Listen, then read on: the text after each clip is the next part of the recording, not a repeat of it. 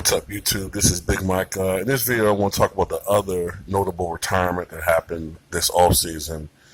The retirement of longtime San Antonio Spur Manu Ginobili.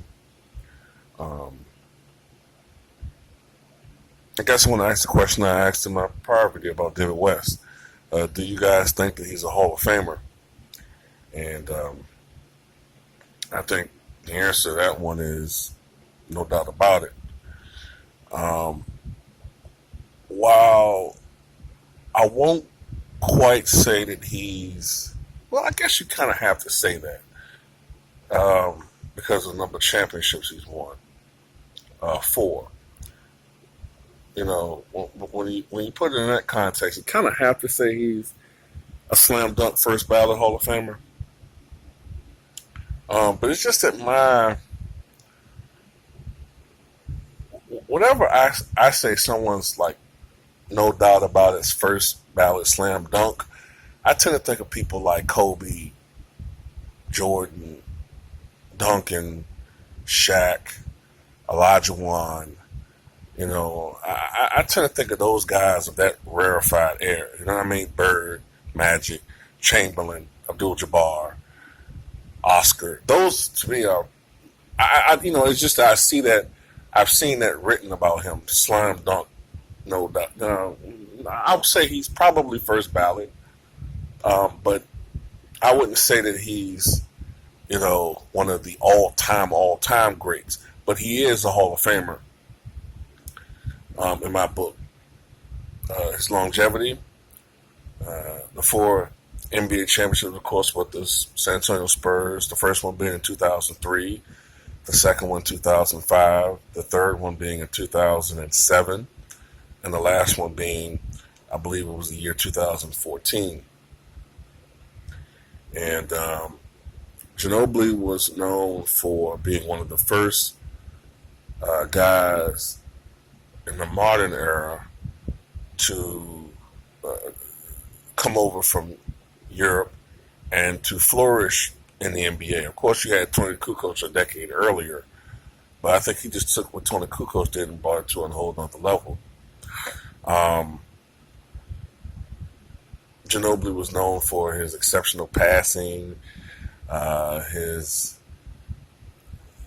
sometimes, I guess, that's a word I want to use, flamboyant way of playing the game, I guess. And he was known for being a team player. His numbers will not, people who are stat guys, his numbers will not jump out at you. He never averaged 20 points per game in a season, but that was mostly because of the system that he played in. The San Antonio Spurs were a team-orientated team and have a team-orientated offense. Very rarely will you see a guy go off offensively and score a lot of points individually in his team. There's a reason why Tim Duncan only had one 50-point game in his career. I'm pretty sure if Tim Duncan played on another team, he probably would have averaged maybe 3 to 4 more points per game than he did with the Spurs. So everybody, including Tim Duncan and David Robinson, when he started playing under Pop, everybody sacrificed their numbers for the good of the team. But I think it is worth noting that Manu Ginobili in the 2007-2008 season, when he won the Sixth Man of the Year award, averaged 19.5 points per game. So this is a guy, Manu Ginobili, who for a good portion of his career was the third, fourth, and then ultimately even the fifth scoring option on his team, and never complained about it for the most part. He was clutch. Of course, he did piss me off in 2013, I think it was, against the Heat, when all of a sudden, apparently he thought that the Heat uniforms were his uniforms and the players with the Heat were his teammates, and inexplicably turned the ball over. I thought at that time that Manu Ginobili was finished, but he proved me and everybody else wrong and played for another 5 NBA seasons. So Yes, and then the EuroLeague. EuroLeague, not even including that, the EuroLeague, Manu Ginobili was um, dominant in that league. He's played, what was it? I'm trying to think all together. I think what Manu played, is it 16 NBA seasons, I think, and 6 EuroLeague seasons, or 7 EuroLeague seasons, or something like that. Or it might have been, I'm trying to remember when Manu first came to the Spurs. It was either 2002 or 2001.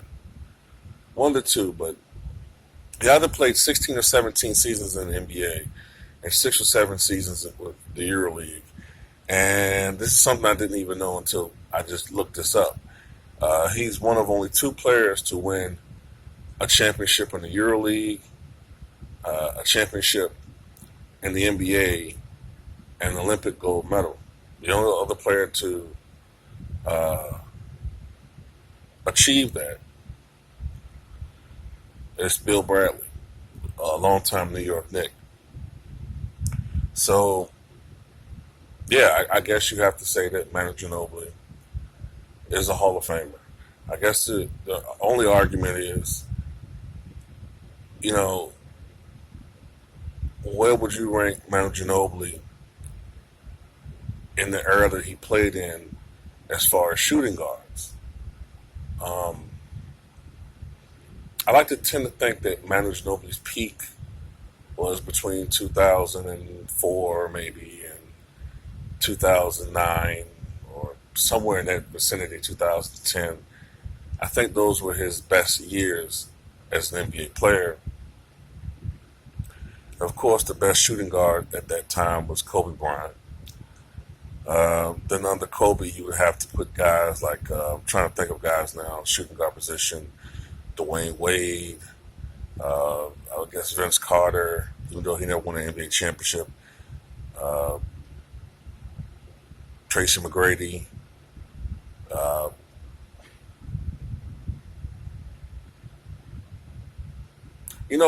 you're getting old when you have to start thinking about players that you grew up watching. You have to think about the eras a little bit.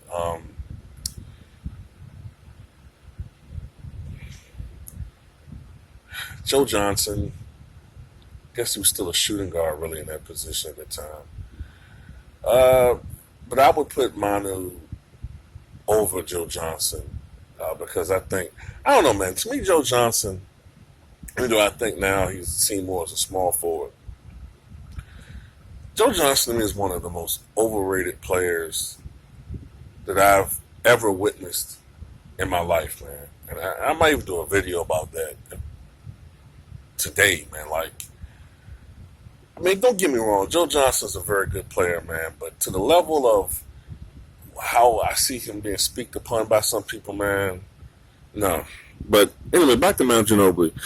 I guess you could say that Manu was a top 5 to 6 shooting guard during that period of time. So I don't know. But tell me what you guys think, man. Do you think that Manu Ginobili is a Hall of Famer?